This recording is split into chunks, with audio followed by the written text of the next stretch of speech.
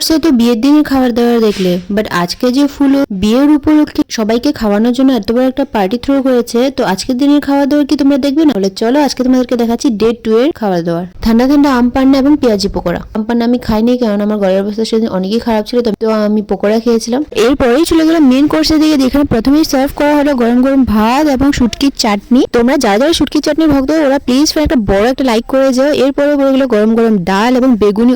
যা টেস্টি লেগেছিল না গরম গরম ডাল আর বেগুনি দিয়ে খেতে। এরপরে পাতে পড়লো মিক্স ভেজ, যেটা মোটামুটি লেগেছে আমার। তারপরে পড়লো হলো ডিমের কারি।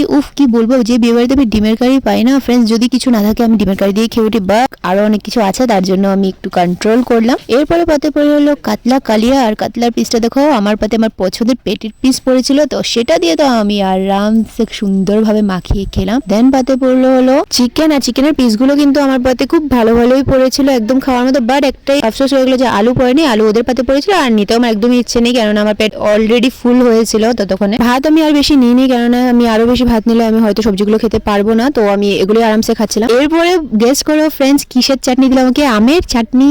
ইয়েস ফ্রেন্ডস, গরমের দিনে আমের চাটনি পড়ে গেলে আর পাতে যদি একটা আটি পড়ে আর কি লাগে বলো। তো আমরা পাপড় চাটনি আর আইসক্রিমের মজা নেই, আর তোমরা ততক্ষণ আমার চ্যানেলটা সাবস্ক্রাইব করো। দেখা হচ্ছে আবার নেক্সট বাই।